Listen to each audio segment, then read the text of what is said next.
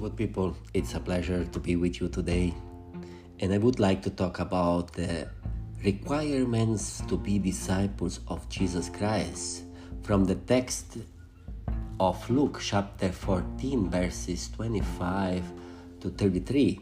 And the text says, large crowds followed Jesus. Turning around, he said to them, "If anyone comes to me and does not detach himself from his father and mother, his wife and children, his brothers and sisters, and even his own life, he cannot be my disciple.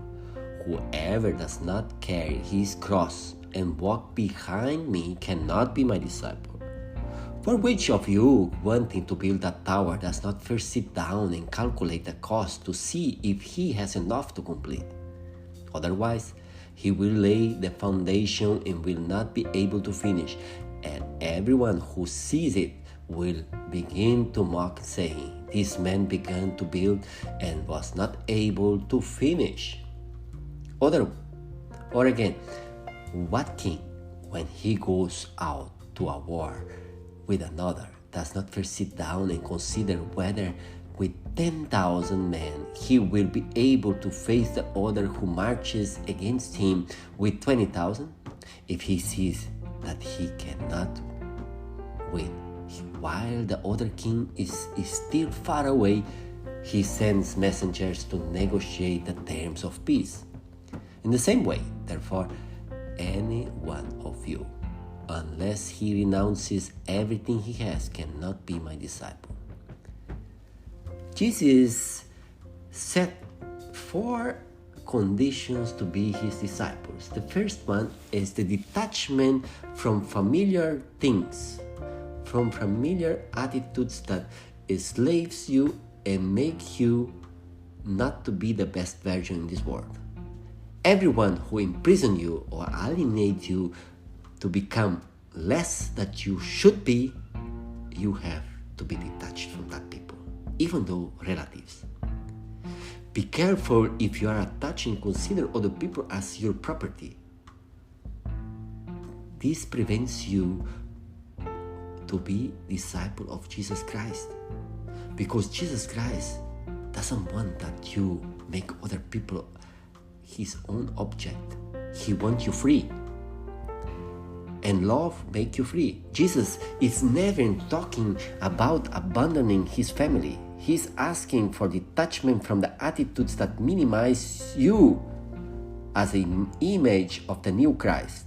The love that you feel for your relatives, for others, for your neighbors, for ourselves must never prevent us from leading us to Christ, because our neighbors, our relatives, the other people, and ourselves, we are images of Christ. We are the Christ himself in this world now. The second condition is the detachment from one's own interest. That is, taking up the cross is taking our history in its concrete everyday situation. The willingness to carry the cross means the willingness to give one's life for the sake of the kingdom, and whoever does not have this willingness cannot be disciple of Jesus Christ. The cross was the destiny of the restless, nonconformist, the subversive people, and Jesus demands that his disciples to be like that. Why? You cannot be conformed what you are living in this world. You cannot be like the other people. You have to be disciple of Jesus Christ. You have to be just, holy, and followers.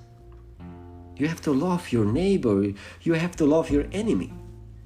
Carrying the cross means accepting the limits and embrace them with love, living freely and entrusting oneself to following Jesus Christ under the loving eyes of the Father. The third condition is the detachment from sudden decisions and passing emotions that lead you to evil. Jesus uses 2 parables. The parable of the man who builds a tower, and the parable of the king who goes to war.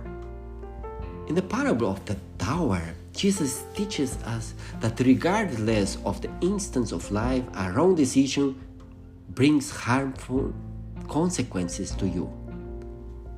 Accompany Jesus without being clear about the concrete demands that this implies will end in this disappointment, embarrassment, and in personal frustration.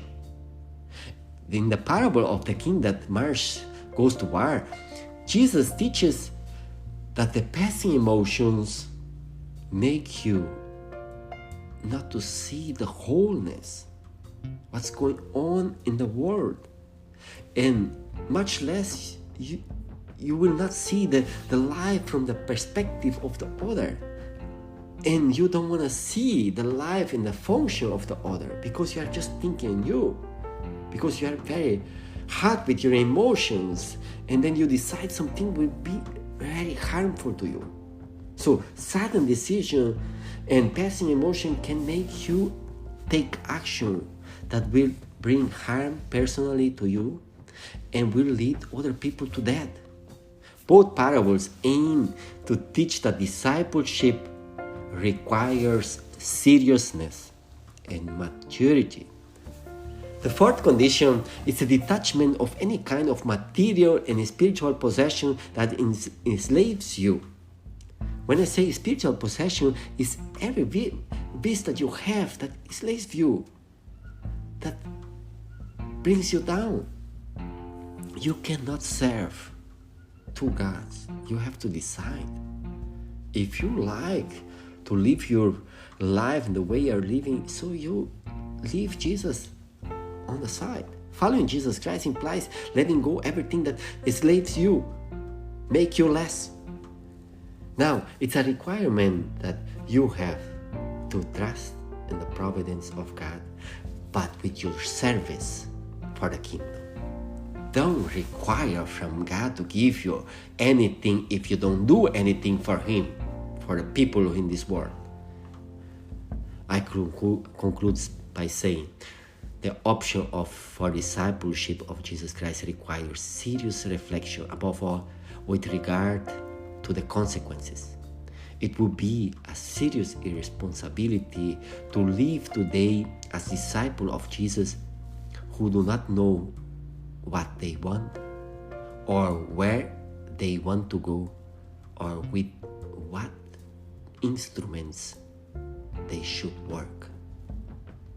God is good all the time. All the time, God is good.